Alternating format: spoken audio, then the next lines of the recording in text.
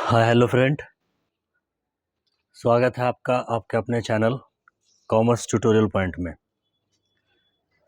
आज के सेशन में हम लोग पढ़ेंगे अकाउंट्स क्या होता है, अकाउंट्स का कितना क्लासिफिकेशंस होता है, मतलब अकाउंट्स कितने टाइप का होता है, ये सब सारी चीज़ें हम लोग पढ़ेंगे। तो सबसे पहली चीज़, अकाउंट्स के क्लासिफिकेशंस के बारे में पढ़ने के पहले आपको यहाँ पे समझना पड़ेगा कि अकाउंट्स होता क्या है। सबसे पहले हम लोग को समझना पड़ेगा क्या कि अकाउंट्स होता क्या है। तो अकाउंट्स को आप यूँ समझ सकते हैं कि किसी एक व्यक्ति, वस्तु, खर्च, आमदनी, आय, इन सब चीज़ों से जुड़ी जितनी सारी इन्फॉर्मेशंस होगी, उस सारे के सारे इन्फॉर्मेशंस को एक जगह पे लिखना या लिख कर रखना कहलाता है अकाउंट्स। क्या कहलाएगा वो? अकाउंट्स कहलाएगा। सरल शब्द में या आसान भाषा में मैं आपको समझाना चाहूँ तो अकाउंट्स का मतलब होता है कि हिसाब किताब, लेखा जोखा की एक फाइल। सरल शब्द में क्या कह सकते हैं आप कि हिसाब किताब की फाइल, लेखा जोखा रखने की फाइल, यानी कि जहाँ पे आप किसी चीज़ को आप लिख कर रखते हो, जहाँ पे आप किसी चीज़ को लिख कर रखते हो, बेसिकली वो क्या है? वो एक प्रकार का अकाउंट है। जैसे राम मेरा एक पार्टी हो और राम के बारे में आपने लिख कर रखा, तो इसका मतलब राम से रिलेटेड जितनी सारी चीज़ें होंगी वो हम लोग जहाँ पे लिख कर रखेंगे वही कहलाएगा आपका क्या? वही कहलाएगा आपका खाता। यानी कि उसको हम लोग क्या कहते हैं? उसको हम लोग कहते हैं राम अकाउंट। जैसे हमने बिजनेस के अंदर में स्टाफ्स को सैलरी चुकाया, अगर तो स्टाफ्स को सैलरी अगर मैंने चुकाया तो स्टाफ्स को सैलरी चुकाना वो क्या होगा? वो होगा अकाउंट्स। इसी तरीके से अगर मेरे पास पैसा कितना आया और पैसा मेरे पास से कितना गया, पैसे के आने जाने का रिकॉर्ड अगर हम अपने बिजनेस में लिख कर रख रहे हो, तो इसका मतलब क्या हुआ कि जहाँ पे लिख कर रखेंगे, जिस जगह पे लिख कर रखेंगे, वो क्या होगा? वो होगा अकाउंट। इसलिए कैश के लेखे जोखे को जहाँ पे लिख कर रखते हैं हम लोग, उसको कहते हैं कैश अकाउंट। उसको क्या कहते हैं हम लोग? उसको कहते हैं हम लोग कैश अकाउंट। तो बेसिकली इन सब को अलग अलग खातों में लिखा जाता है। जैसे सैलरी का जो लेन देन होगा उसको सैलरी के अकाउंट में, जो रेंट का लेन देन होगा, रेंट से संबंधित अगर कोई खर्चा होगा उसको हम लोग रेंट के अकाउंट में, सौरभ से अगर कोई ट्रांजैक्शंस हुआ, सौरभ से अगर कोई लेन देन हुआ तो उस लेन देन को सौरभ के अकाउंट में। मतलब आप यूँ कह सकते हैं इसको कि जितना सारा आपके बिजनेस के अंदर में जो लेन देन होगा या जो खर्च होगा या जो इनकम होगा, जो आमदनी होगा, उन सब चीज़ों को रिकॉर्ड करना, उन सब चीज़ों को लिख कर रखना कहलाएगा क्या? कहलाएगा अकाउंट, यानी कि आपका खाता। हिंदी में क्या बोलेंगे उसको? उसको बोलेंगे हम लोग खाता। अच्छा, क्यों करते हैं हम लोग? आखिर क्यों अकाउंट रखते हैं हम लोग? क्यों खाता बनाते हैं? तो खाता बनाने के से आपको फ़ायदा क्या होगा? खाता बनाने से आपको पता चलेगा कि रेंट के नाम से कितना खर्च हुआ, राम से कितना लेना है, कैश कितना आया मेरे पास, कैश कितना गया मेरे पास से। इसीलिए हम लोग क्या करते हैं? तो उसका हम लोग एक हिसाब लिख कर रखते हैं। उसका क्या करते हैं हम लोग? तो हिसाब लिख कर रखते हैं। बात समझ में आ रही है सबको कि कोई दिक्कत? चलिए, एक लाइन में अगर हम लोग समझाएं तो खाते का मतलब क्या हुआ? एक ऐसा जगह जिस जगह सभी लेन देन को का पूरा हिसाब किताब रहता हो, एक ऐसा जगह जहाँ पे सभी लेन देन का क्या रहता हो? पूरा हिसाब किताब रहता हो, उसी जगह को, उसी स्थान को क्या बोलेंगे? हम लोग बोलेंगे कि वो खाता है। तो अकाउंट का मतलब क्या हुआ? अकाउंट का सिंपल सा मतलब हुआ हिसाब रखने की जगह क्या कहलाएगी? हिसाब रखने की जगह को बोलेंगे हम लोग अकाउंट बोलेंगे। क्या बोलेंगे उसको हम लोग? अकाउंट बोलेंगे। यानी कि आप कह सकते हो इसको इस तरीके से भी कि account is a record of transactions relating to particular persons, assets, expenses, income, loss, etc। इसी को क्या बोलेंगे हम लोग? इसी को बोलेंगे अकाउंट्स। बात समझ में आ रही है? आपके बुक में भी अकाउंट्स के बारे में डिफिनेशंस है यहाँ पे दिया हुआ। क्या कह रहा है? An account is a summarised record of transactions relating to a particular person, assets, liability,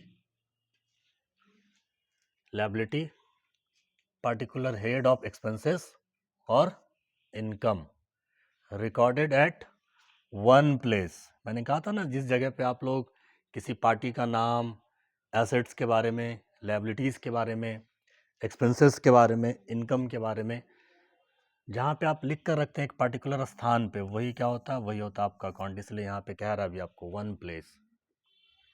तो इस तरीके से यहाँ पे अकाउंट्स का डिफिनेशन। एक एक्सपर्ट भी हैं जिनका नाम है कार्टर, उन्होंने भी अकाउंट्स के संबंध में आपको बताया है कि N account is a summarised record of transactions affecting one person, one kind of property और वन क्लास ऑफ गेन और लॉस। तो ये एक्सपर्ट ने कहा, ये परिभाषा इस तरीके से कार्टर ने भी दिया इसके संबंध में परिभाषा। तो अकाउंट का मतलब समझ में आया होगा आप लोग को, सिंपल, कि एक ऐसा जगह, एक ऐसा स्थान जहाँ पे हम लोग किसी पार्टी के बारे में, किसी खर्च के बारे में, किसी आमदनी के बारे में, किसी लॉस के बारे में, किसी इनकम के बारे में जहाँ पे लिख कर रखते हैं हम लोग, उस जगह को, इस प्लेस को, इस स्थान को क्या बोलेंगे? उसको बोलेंगे हम लोग अकाउंट। क्यों करते हैं? क्योंकि इससे आपको पता चलेगा कि एक्चुअल में कितना प्रॉफिट हुआ, कितना लॉस हुआ, किससे कितना पैसा लेना है और किसको कितना पैसा देना है, इस चीज़ के बारे में आपको पता चलेगा। अब ध्यान रखना है कि अकाउंट्स को दो भागों में बांटा गया है। कितने भाग में बांटा गया है? अकाउंट्स को दो भागों में बांटा गया है। पहला होता है पर्सनल अकाउंट, दूसरा होता है इन पर्सनल अकाउंट। ये आप देखें यहाँ अकाउंट्स को कितने भाग में बांटा गया है? अकाउंट्स को दो भागों में बांटा गया है। एक होता है पर्सनल अकाउंट, दूसरा क्या होता है? दूसरा होता है आपका इन पर्सनल अकाउंट। पर्सनल अकाउंट और इन पर्सनल अकाउंट। इन पर्सनल अकाउंट को भी दो भागों में बांटा गया है। पहला कौन सा? पहला होता है रियल अकाउंट। पहला कौन सा? पहला होता है आपका रियल अकाउंट। और दूसरा कौन सा होता है? तो दूसरा होता है आपका नॉमिनल अकाउंट। तो आपसे अगर पूछा जाए कि क्लासिफिकेशन ऑफ अकाउंट्स, अकाउंट्स को कितने भागों में बांटा गया, तो आप कहेंगे दो भागों में बांटा गया। पहला होता है पर्सनल अकाउंट, दूसरा होता है इम्पर्सनल अकाउंट। दो भागों में बांटा गया है। पर्सनल अकाउंट को भी तीन भागों में बांटा गया है। पर्सनल अकाउंट को कितने भागों में बांटा गया है? तीन भागों में बांटा गया है। पहला होता है नेचुरल पर्सन, दूसरा होता है आर्टिफिशियल पर्सन और तीसरा होता है representative person. Natural person, artificial person और रिप्रेजेंटेटिव पर्सन्स। बात समझ में आ रही है? अब तीनों को हम लोग समझते हैं बारी बारी से। तो ध्यान रखना है कि हम लोग किसको कहेंगे? Natural person. तो एक ऐसा पर्सन जिसका क्रिएटर, जिसका फाउंडर, जिसका रचयिता, जिसको बनाने वाला, जिसका क्रिएटर गॉड होगा, ऐसे पर्सन को क्या कहेंगे? ऐसे पर्सन को कहेंगे हम लोग नेचुरल पर्सन। यानी कि जिसको बनाने वाला कौन होगा, जिसका क्रिएटर कौन होगा, जिसका फाउंडर कौन होगा? जिसका फाउंडर होगा गॉड। क्या कह सकते हैं हम लोग? जिसका फाउंडर कौन होगा? जिसका फाउंडर गॉड होंगे, उसको क्या बोलेंगे हम लोग? तो उसको हम लोग बोलेंगे नेचुरल पर्सन। जैसे हम, आप, ये, वो, जितने सारे लोग यहाँ पे बैठे हैं, सब क्या हो जाएंगे? सब हो जाएंगे नेचुरल पर्सन, क्योंकि आप सभी का क्रिएशंस किसने किया? तो गॉड ने किया। कुछ एग्जाम्पल भी आपको यहाँ पे दिया हुआ, जैसे कि सुनीताज अकाउंट, जैसे अशोकाज अकाउंट, जैसे सुहास अकाउंट, तो ये सब के सब क्या हो जाएंगे, तो सब के सब हो जाएंगे natural person. Is it clear? दूसरा होता है आर्टिफिशियल पर्सन। दूसरा क्या? दूसरा होता है आर्टिफिशियल पर्सन। किसको बोलेंगे आर्टिफिशियल पर्सन? तो एक ऐसा person, those person created by law, that is called artificial person. यानी कि जिसका क्रिएटर, जिसका फाउंडर, जिसका रचयिता, जिसको बनाने वाला कौन होगा? लॉ होगा। उसको क्या बोलेंगे हम लोग? उसको बोलेंगे हम लोग आर्टिफिशियल पर्सन। फॉर एग्जाम्पल, जैसे किसी भी प्रकार की बैंकिंग कंपनी, जैसे किसी भी प्रकार की इंश्योरेंस कंपनी, या जैसे किसी भी प्रकार की कंपनी, तो ये सब की सब क्या हो जाएगी? सब की सब हो जाएगी आर्टिफिशियल पर्सन। क्यों? क्योंकि अगर कंपनी के बारे में अगर बात करें तो कंपनी का निर्माण होता है इंडियन कंपनीज एक्ट 2013 के अकॉर्डिंग। इसी वजह से कंपनी को क्या बोलेंगे? कंपनी को बोलेंगे आर्टिफिशियल पर्सन। जैसे बैंकिंग कंपनी का भी निर्माण क्या होता है? तो भारतीय कंपनी बैंकिंग कंपनी अधिनियम के अकॉर्डिंग इसका निर्माण होता है, तो ये भी आर्टिफिशियल पर्सन हो जाएगा। तो ये सब क्या होता है?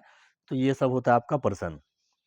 तो आप ध्यान रखेंगे, जिसका क्रिएटर गॉड होगा उसको बोलेंगे नेचुरल पर्सन, और जिसका क्रिएटर कौन होगा? कानून के द्वारा बनेगा, उसको क्या बोलेंगे हम लोग? उसको हम लोग बोलेंगे आर्टिफिशियल पर्सन। जैसे Tata company, Birla company, banking company, insurance company, ये सारा का सारा क्या हो जाएगा? सारा का सारा हो जाएगा आपका आर्टिफिशियल पर्सन।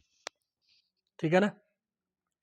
कुछ एग्जाम्पल है दिया हुआ आपको यहाँ पे, जैसे Pune municipal corporation, Radhika sports club, bank of India, ये सब क्या है? तो ये सब आपका आर्टिफिशियल पर्सन है। ये सब क्या है? ये सब आर्टिफिशियल पर्सन है। एक आपका यहाँ पे दिखता है क्या? एक आपका दिखता है रिप्रेजेंटेटिव पर्सन। अगला कौन सा? तो रिप्रेजेंटेटिव पर्सन। रिप्रेजेंटेटिव पर्सन किसको बोलेंगे? तो एक ऐसा पर्सन जिसको, जो कि क्या करे? किसी दूसरे की तरफ इशारा करे, किसी दूसरे को रिप्रेजेंटेट करे, यानी कि जिसको आप देखकर इनडायरेक्ट वे में किसी और चीज के बारे में सोचे। फॉर एग्जाम्पल, जैसे आपने कैपिटल देखा, कैपिटल देखने के साथ में आप क्या समझते हैं कि बात किसके तरह किसकी हो रही है? तो ये ऑनर की बात हो रही है। जैसे आपने ड्राइंग्स देखा, तो ड्राइंग्स का मतलब क्या होता है कि ऑनर जब कभी भी घर के खर्चे के लिए, मैंने डिस्कशन किया पहले, घर के खर्चे के लिए अगर कुछ पैसा निकालेगा अपने पर्सनल यूज के लिए, अपने डोमेस्टिक पर्पस के लिए, अपने हाउस होल्ड पर्पस के लिए अगर कुछ निकालेगा वो बिजनेस से, उसको कहते हैं हम लोग ड्राइंग्स। तो ड्राइंग्स को जैसे ही हम देखेंगे हम समझ जाएंगे, अच्छा यहाँ पे बात किसकी हो रही है? बात हो रही है ऑनर के द्वारा घर के खर्चे के लिए, अपने पर्सनल यूज के लिए, अपने डोमेस्टिक पर्पस के लिए पैसा निकालने की बात हो रही है। तो ड्राइंग्स को देख के हमने क्या समझा? ऑनर समझा। जैसे किसी स्टाफ का पैसा बाकी हो, आउटस्टैंडिंग सैलरी, आउटस्टैंडिंग रेंट, तो आउटस्टैंडिंग रेंट को हम जैसे देखेंगे तो हम लोग क्या समझेंगे? किसकी तरफ इशारा करेगा वो? तो वो इशारा करेगा किसकी तरफ? तो वो इशारा करेगा स्टाफ की तरफ। आउटस्टैंडिंग वेजेज रहे तो क्या समझेंगे हम? तो वो इशारा करेगा किसकी तरफ? तो वो इशारा करेगा मजदूर की तरफ। आउटस्टैंडिंग रेंट अगर देखेंगे हम, तो आउटस्टैंडिंग रेंट को अगर देखेंगे तो ये किसकी तरफ इशारा करेगा? ये इशारा करेगा मकान मालिक की तरफ। तो ध्यान रखना है आपको कि ये सब सारी की सारी चीज़ें, जैसे एक्रूड इनकम, कहीं से इनकम आने वाला हो, जैसे आउटस्टैंडिंग इनकम, आउटस्टैंडिंग एक्सपेंसेस, ये सब का सब क्या होता है? तो सब का सब होता है आपका कैसा पर्सन? तो रिप्रेजेंटेटिव पर्सन। इसका नाम आपको ध्यान रखना है, क्योंकि 12th में कभी कभी या 11th में कभी कभी ऑब्जेक्टिव में आपसे पूछा जा सकता है। और बहुत सारे कम्पिटिटिव एग्जाम में, अभी रिसेंटली मैंने स्टेट का एक क्वेश्चन पेपर देखा था, स्टेट में पूछा गया था आपके टीजीटी, पीजीटी, केवीएस वगैरह में, ये आपसे पूछा जाता है वहाँ पे। ठीक है ना? बीपीएससी टीआरई 4 जो होने वाला है अभी, उसमें भी ये सब पूछा जाता है, टीआरई 1 2 में भी पूछा गया है सब चीज़। तो ये सब का नाम आपको ध्यान रखना है कि इनमें से, जैसे आपसे पूछेगा क्या कि इनमें से कौन सा रिप्रेजेंटेटिव पर्सन है, तो आपको नाम ध्यान रखना है। पहला क्या? आउटस्टैंडिंग एक्सपेंसेस, रिप्रेजेंटेटिव पर्सन है। प्रीपेड एक्सपेंसेस, रिप्रेजेंटेटिव पर्सन है। Income receive in advance, representative person है। एक्रूड इनकम, कहीं से पैसा एक्रूड हो गया, एक्रूड इनकम किसको बोलेंगे? एक्रूड इनकम का मतलब होता है कि इनकम जनरेट हो गया लेकिन पैसा आया नहीं। इनकम जनरेट हो गया लेकिन पैसा आया नहीं, उसको क्या बोलेंगे? उसको बोलेंगे एक्रूड इनकम। तो ये सारी की सारी चीज़ें जो आपको दिख रही है यहाँ पे, ये सब क्या हो जाएगा? सब हो जाएगा आपका रिप्रेजेंटेटिव पर्सन। ठीक है ना, बात समझ में आ रही है, कोई दिक्कत? चले आगे फिर आपको देखना है यहाँ पे, ये तो हम लोगों ने पढ़ा किसके बारे में, तो ये हम लोगों ने पढ़ा किसके बारे में, तो ये हम लोगों ने पढ़ा पर्सनल अकाउंट के बारे में, कि इसको 3 भागों में बांटा गया। अकाउंट्स को कितने भाग में बांटा गया, तो 2 भाग में, पर्सनल अकाउंट, इन पर्सनल अकाउंट। पर्सनल को भी 3 भागों में बांटा गया, natural person, artificial person, representative person. यानी कि आपसे पूछा जाएगा कि पर्सन कितने प्रकार का, तो आप कहेंगे कि पर्सन 3 प्रकार का होता है, नेचुरल, आर्टिफिशियल और रिप्रेजेंटेटिव। ये हमने कर दिया इसको एक्सप्लेन। आगे फिर आपको देखना है यहाँ पे इम्पर्सनल अकाउंट में, तो ध्यान रखना है कि इम्पर्सनल अकाउंट भी कितने प्रकार का होता है, तो ये 2 प्रकार का होता है। कितने प्रकार का होता है, ये 2 प्रकार का होता है। तो इसमें क्वेश्चंस कैसे बनेगा, आपसे पूछेगा क्या कि इन पर्सनल अकाउंट में क्या क्या चीजें आती हैं। तो पहला आता है आपका रियल अकाउंट, दूसरा आता है आपका नॉमिनल अकाउंट। रियल अकाउंट और नॉमिनल अकाउंट। अब रियल अकाउंट किसको बोलेंगे, रियल अकाउंट किसको बोलेंगे, जैसे पर्सनल अकाउंट किसको बोलेंगे, तो those account related to person, एक ऐसा अकाउंट जो पर्सन से संबंधित हो। ध्यान रखेंगे आप, those account related to person, जो किससे संबंधित हो, जो पर्सन से संबंधित होगा उसको क्या बोलेंगे, उसको बोलेंगे पर्सनल अकाउंट। वैसे इन पर्सनल अकाउंट को भी 2 भागों में बांटा गया, पहला रियल अकाउंट, दूसरा नॉमिनल अकाउंट। तो those account related to assets, those account related to क्या, assets, that is called real account. एक ऐसा अकाउंट जो एसेट्स के बारे में बताए, प्रॉपर्टी के बारे में बताए, संपत्ति के बारे में बताए, जायदाद के बारे में बताए, तो ऐसे अकाउंट को क्या बोलेंगे हम, ऐसे अकाउंट को बोलेंगे हम लोग रियल अकाउंट। वैसे ही आपका नॉमिनल अकाउंट, नॉमिनल अकाउंट किसको बोलेंगे, तो those account related to expenses, income, profit, loss, surplus, deficit, आमदनी, घाटा, इन सब चीज़ों के बारे में अगर बताएं तो उस अकाउंट को क्या बोलेंगे हम, उस अकाउंट को बोलेंगे हम लोग नॉमिनल अकाउंट। क्या बोलेंगे उसको, नॉमिनल अकाउंट। यहां तक ठीक है, कोई दिक्कत? तो इन पर्सनल अकाउंट को 2 भागों में बांटा गया, real account, nominal account. Real account का मतलब क्या होता है कि एक ऐसा अकाउंट जो संपत्ति से संबंधित हो, जो प्रॉपर्टी से संबंधित हो, जो जायदाद से संबंधित हो, जो एसेट से संबंधित हो, उसको बोलेंगे रियल अकाउंट। नॉमिनल अकाउंट किसको बोलेंगे, तो एक ऐसा अकाउंट जो लाभ बताए, हानि बताए, खर्चा बताए, नुकसान बताए, आमदनी बताए, सरप्लस बताए, बचत बताए, ऐसे अकाउंट को क्या बोलेंगे, ऐसे अकाउंट को बोलेंगे हम लोग नॉमिनल अकाउंट। क्या बोलेंगे उसको, नॉमिनल अकाउंट बोलेंगे। अब देखेंगे यहाँ पे आप, रियल अकाउंट को भी 2 भागों में बांटा गया है। पहला होता है टेंजेबल रियल अकाउंट, दूसरा होता है intangible real account. Real account को कितने भागों में बांटा गया है, तो 2 भागों में बांटा गया है। पहला कौन सा, टेंजेबल रियल अकाउंट, दूसरा कौन सा, तो इनटेंजेबल रियल अकाउंट। टेंजेबल के बारे में मैंने पढ़ाया था आपको पहले। टेंजेबल का मतलब क्या हुआ, जिसको आप देख सकते हैं, जिसको छू सकते हैं, जिसको टच कर सकते हैं, यानी कि एक ऐसी प्रकार की संपत्ति का कैटेगरी जो कि किसमें आएगा, टेंजेबल रियल अकाउंट में आएगा। जिसको हम लोग छू सकेंगे, देख सकेंगे, वो किसमें आएगा, वो टेंजेबल वाले में आएगा। जैसे example, computer tangible real account में आएगा, जैसे कि कैश टेंजेबल रियल अकाउंट में आएगा, जैसे कि मशीन टेंजेबल रियल अकाउंट में आएगा, जैसे कि प्लांट टेंजेबल रियल अकाउंट में आएगा, जैसे कि बिल्डिंग टेंजेबल रियल अकाउंट में आएगा, जैसे कि फर्नीचर टेंजेबल रियल अकाउंट में आएगा। तो ये सब सारी की सारी चीज़ें क्या किस में आएंगी, वो आएंगी टेंजेबल रियल अकाउंट में। एक होता है इनटेंजेबल रियल अकाउंट। इनटेंजेबल का मतलब क्या, जैसा कि इसके नाम से ही क्लियर हो रहा है, इनटेंजेबल, जिसको ना आप टच कर सकते हो, यानी कि संपत्ति का एक ऐसा कैटेगरी, संपत्ति का एक ऐसा ग्रुप जिसको आप ना देख सकेंगे, ना छू सकेंगे, केवल और केवल आप महसूस करेंगे। ऐसे प्रकार के रियल अकाउंट को क्या बोलेंगे, तो इनटेंजेबल रियल अकाउंट। कुछ एग्जांपल है आपका यहाँ पे, जैसे आप देखें तो गुडविल, जैसे कि पेटेंट, जैसे कि कॉपीराइट, जैसे कि ट्रेडमार्क, एक नाम और भी हो सकता है यहाँ पे ट्रेडमार्क। तो ये सब क्या होता है, ये सब होता है आपका इनटेंजेबल रियल अकाउंट। ठीक है ना यहाँ तक। उसके बाद आप देखिए अगर, तो नॉमिनल अकाउंट को भी 2 भागों में बांटा गया है। नॉमिनल अकाउंट को कितने भागों में बांटा गया, तो 2 भागों में बांटा गया। पहला क्या, एक्सपेंसेस एंड लॉसेस, दूसरा क्या, इनकम और गेन। एक्सपेंसेस एंड लॉसेस और इनकम एंड गेन। तो एक्सपेंसेस से संबंधित अगर कोई खर्च, मतलब खर्चे से संबंधित, लॉस से संबंधित, हानि से संबंधित, इन सब चीज़ों से संबंधित अगर कोई भी अगर लेन देन होगा, कोई भी अगर नाम होगा, कोई भी अगर अकाउंट होगा, उसको किस में डालेंगे हम लोग? उसको डालेंगे हम लोग नॉमिनल अकाउंट में। चाहे खर्चा हो, आमदनी हो, सरप्लस हो, बचत हो, डिफिसिट हो, घाटा हो, उसको किस में डालेंगे? उसको डालेंगे हम लोग नॉमिनल अकाउंट में। तो नॉमिनल अकाउंट को कितने भागों में बांटा गया? तो 2 भागों में बांटा गया। पहला कौन सा?